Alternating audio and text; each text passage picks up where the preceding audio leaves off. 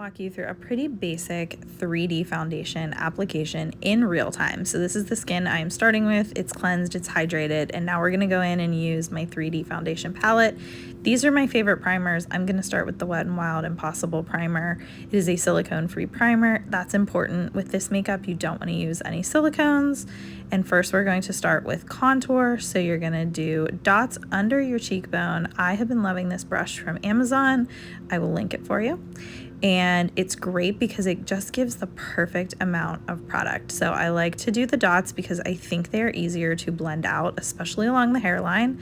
And then I'm going to take a little bit down the nose. I like to do this right where the nose starts to curve, use whatever's left under my lip, and then I will also use whatever's left on the brush right under my jawline to kind of chisel that out a little bit. But I think applying it this way gives you just the best application because you don't have too much product. So I wipe off the brush and then I'm going in with my brightener. So this one is a pop of color right in the center of your face. I like to do that under the eyes, nose, chin, everywhere you see here. And I will do just a little bit under my contour because it kind of enhances that contour a little bit. So then we're going to go into our main foundation shade. This shade should blend into your skin. You really shouldn't see much of a difference between your skin and this color. And we are using it everywhere that we didn't put the other ones. So I like to do this, patting it on with this brush. Again, using a brush like this or your fingers is really going to help control how much product you put on. And I think it's so important when starting with 3D foundation. So I'm patting that up around the nose. Any areas that tend to be a little discolored, I'm going to focus on, and then I'm just going to do a little bit everywhere else. So down in the jawline, I don't need to do a ton there because I don't have a ton to cover up. So that's what it's going to look like, and that's how you do your 3D foundation application. Then you're going to go in, and I like to use a setting spray just to moisten everything, and it kind of infuses the makeup with setting spray.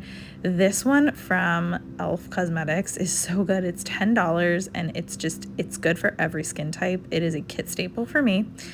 So then I'm just going in today. I decided to do a bit of a medium coverage, and I like to use the blush and bronzer brush for that because it's a pretty light airbrushed kind of finish. It's not going to be too heavy, but it's not going to be too light. I wanted it to look a little makeup-y today because I'm going to work.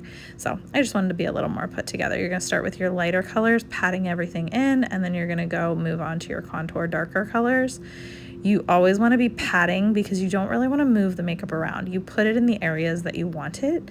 So you don't want to be moving and swirling that all together. You just want to pat it into place and kind of blend it into the skin. So I love to do this, and then I will take my neck contour and I will bring it down the neck to kind of blend everything together. So that is 3D foundation. Those are what all those different colors are. Now we're going to add our finishing touches. So we're going to start with some blush. I've been mixing Renaissance and Wildflower. They are two brand new colors that I'm obsessed with. They're only limited edition, so grab them while you can. I love them. I'm using, again, the small side of the blush and bronzer brush. Then I'm going to go in and put on some bronzer. I like to mix the Bella Bronzer and the Glow Illuminator. It gives a little bit of a more hydrated, glowy bronzing look.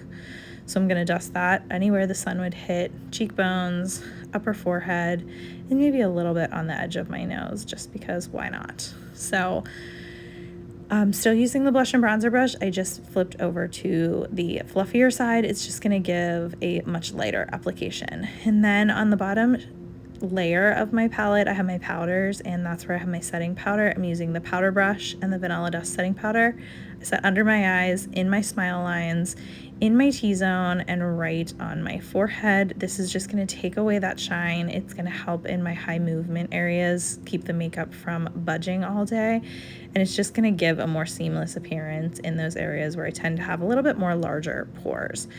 So I love this one because it's not too powdery, but it does the job. Now I'm putting on a little bit of my powder illuminator. This gives a little bit of glow just to the edge of my nose, my cheekbones there. I love to dust it over my eyes when I'm not really wearing an eyeshadow. It looks really healthy and glowy.